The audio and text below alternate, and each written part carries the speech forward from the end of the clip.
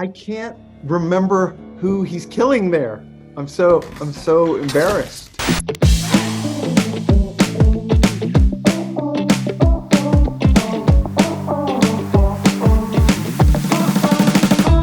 Hi, I'm Michael Ciol, and I'm going to be reacting to Dexter's most iconic moments. No matter what you try, no matter when, no matter how hard you work, I'll always be a step ahead of you for one simple reason.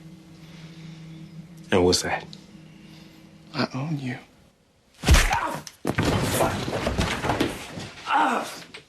Yeah, the headbutt of Dokes. You know, my cousin Robert always sends me pictures of Dokes and says Dokes lives and Dokes forever. And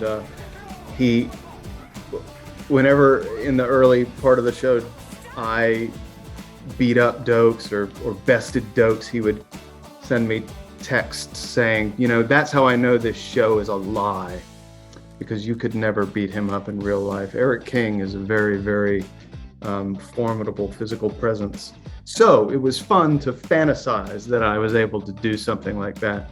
But yeah, I think that's one of Dexter's most badass moments, when he just calmly seduces him into that moment and headbutts him, completely understanding that Dokes will retaliate and look like the aggressor once he walks out.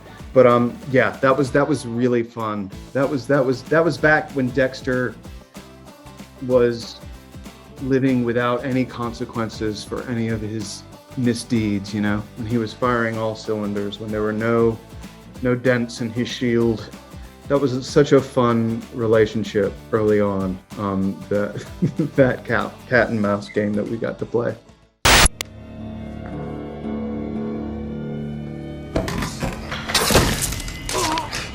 Right through the bed. I can't remember who he's killing there. I'm so embarrassed. 3.4 million views of a memory that I can't quite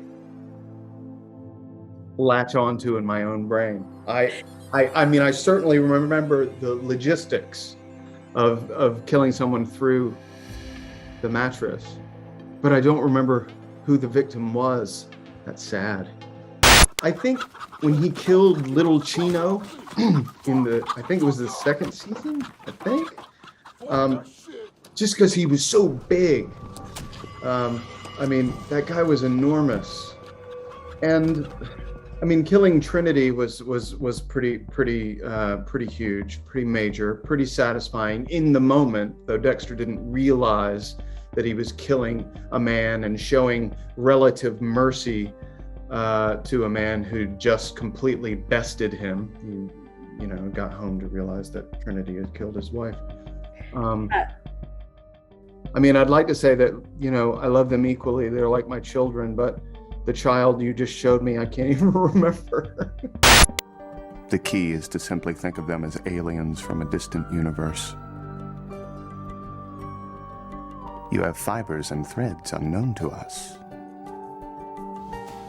It's a part of the fun of the show is just how much of a sociopath, or how inhuman is Dexter. He seems to even himself have, he conveniently tells himself a story about himself that allows him to justify the way he compartmentalizes his life. He characterizes himself as a monster, or someone who, if he had real feelings, would have this or that feeling. I don't know how reliable a narrator he is, either in terms of the story he's telling the audience or the story he's telling himself. But yeah, it was fun, just for a moment, characterizing himself as a total alien, because I think he feels that way about the world, and I think normal behavior is something that is sometimes pretty mystifying and confusing to him. You know, he's come a long way. He's indulged more significantly in normal behavior over the years and has gotten into increasingly hot water because of it. But yeah.